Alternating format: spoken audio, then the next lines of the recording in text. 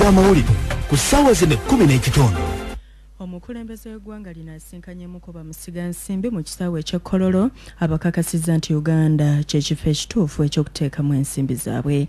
Bababaka ba Paalamenti abali ku ludda oluvuganya gavumenti bakomyewo nate mu Paalamenti olunaku olwaleero oluvannyuma lwa lipoota ekwata ku bantu ababuzibwawo gye babadde nga balindirira okuva eri gavumenti ya kuno okuleetebwa olunaku olwaleero mu Paalamenti era bw'etyo n'essomebwa.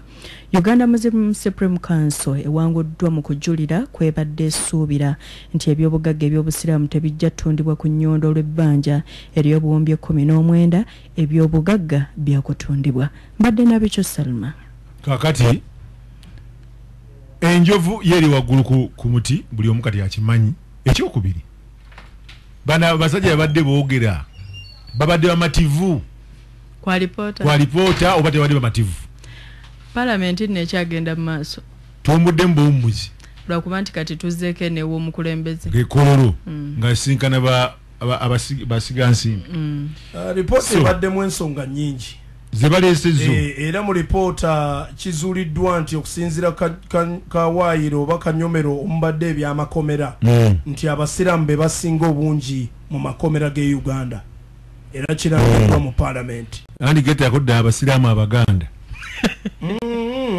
awo nja kubampabye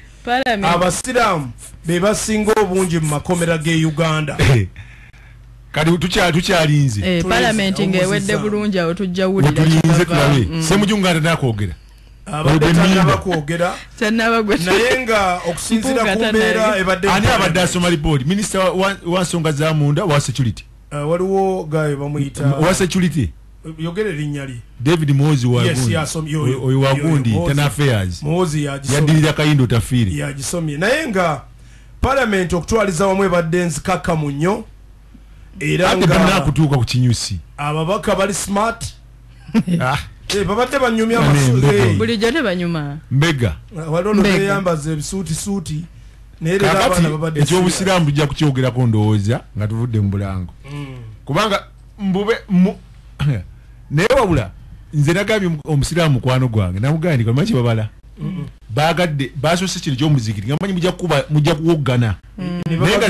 naye nga ebyobugagga ebagenda okutunda birala nnyo okulaba nga Programu yo evening drive ya nakulyanda mwavulira amawulire sawa ku sawa na Uganda entangavu gye bwida ng'omuzaire wazira kikuleeta isano ku mutima ng'okubona akamweno k'omwanawo kiraga isano n'obuvumu lye balina eriensi awalala ne Colgate twende otuukiriza nti obumweno bwaibwe obw'endawulo bwe balina bubaawo mu biseera eby'omu maiso nga tubasomesa omugaso gw'okukuuma akanwa ko nga